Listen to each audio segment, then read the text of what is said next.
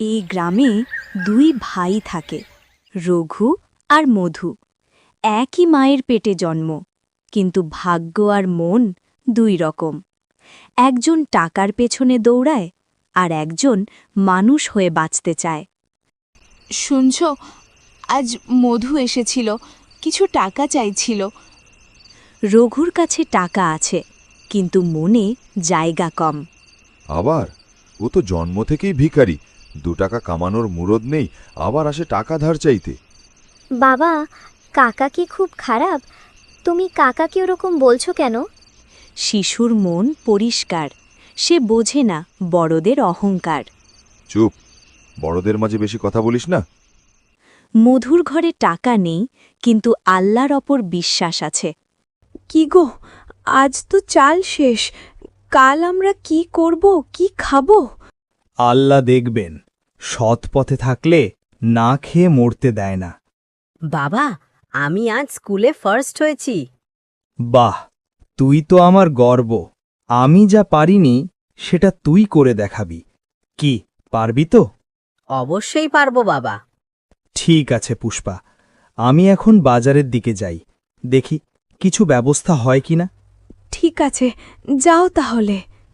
যেখানে অহংকার কথা বলে, সেখানে সম্মান চুপ থাকে। এই মধু, শুনেছি আবার তোর বৌদির কাছে টাকা ধার চাইতে গিয়েছিলি। না দাদা, কাজ চাইছিলাম, নিজে পরিশ্রম করে খেতে চাই। তাই তুমি যেখানে কাজ করো সেখানে কোনো কাজ হবে কিনা তাই জিজ্ঞাসা করতে গিয়েছিলাম। এই কথাটাই রঘুর কানে লাগে, কারণ সে ঘামে নয়, কৌশলে টাকা কামায়। কাজ? তুই আবার কি কাজ করবি?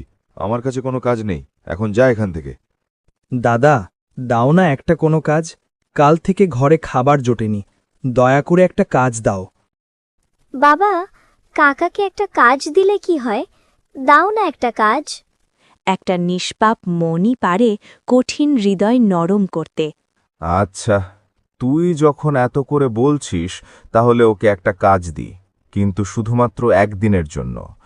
ধন্যবাদ দাদা, অন্তত আজকের খাবারটা তো জুটবে। এখানেই দুই ভাইয়ের আসল পার্থক্য ধরা পড়ে। রঘুদা, আজ যে চাল আর ডাল বিক্রি হয়েছে তার সংখ্যার সঙ্গে খাতায় লেখার টাকার হিসাব মিলছে না। আরে একটু এদিক ওদিক কর, সবটুকু লিখিস না, কে আর দেখতে আসবে? দাদা, এটা ভুল। যেটা বিক্রি হয়েছে সেটাই যদি খাতায় না লেখা হয় সেটা তো ঠিক না, এতে সবাই বিপদে পড়বে। বেশি সাধু সাজতে এসেছিস, চুপচাপ নিজের কাজ কর। হারাম টাকা চোখে না দেখালেও ভবিষ্যৎ দেখে। ভুল কাজের ফল রাতের ঘুম কেড়ে নেয়। আজ পুলিশ এসেছিল ট্যাক্স নিয়ে। কি? পুলিশ? ও কি করে জানল? এখন তো সব শেষ। বাবা, আমরা কি গরিব হয়ে যাব? পুলিশ কি আমাদের সব টাকা নিয়ে নেবে? যে অন্যকে গরিব বলে হাসে, একদিন নিজেই ভয় পায়। বাবা, কাজল দিদি কাঁদছিল কেন? পুলিশ কি ওদের ধরে নিয়ে যাবে? না বাবা, তোর জেঠু ভুল পথে টাকা ইনকাম করে, সেজন্যই পুলিশ এসেছে। সত্য যত চাপা দেওয়া হোক, একদিন বের হয়। রঘু, তুমি যে দোকানের ম্যানেজার, সেই দোকানের চাল ডাল বিক্রির হিসেব খাতার সঙ্গে মিলছে না। ইচ্ছে করে কম লেখা হয়েছে, তার প্রমাণ আমাদের হাতে আছে। মধু, আমাকে বাঁচা ভাই। তুই জানিস আমি এমন ছিলাম না, একবার ঠিক পথে ফেরার সুযোগ করে দে।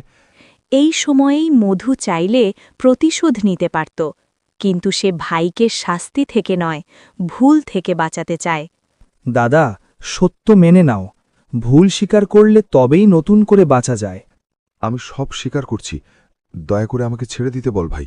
অফিসার, আমার দাদা ভুল করেছে এটা আমরা মানছি, কিন্তু আজ সে সবার সামনে নিজের ভুল স্বীকার করেছে। যে টাকার হিসেব ভুল ছিল সেটা ঠিক করে দেওয়ার জন্য সে প্রস্তুত। একবার যদি সংশোধনের সুযোগ দেওয়া হয়, সে আর কখনো এই ভুল করবে না। যেহেতু তুমি নিজের দোষ স্বীকার করেছ আর হিসেব ঠিক করার প্রতিশ্রুতি দিয়েছ, এইবার কড়া সতর্কবার্তা দিয়ে তোমাকে ছেড়ে দেওয়া হলো, কিন্তু আবার এমন হলে ছাড় নেই। শাস্তি মানুষকে ভাঙে, অনুশোচনা মানুষকে গড়ে।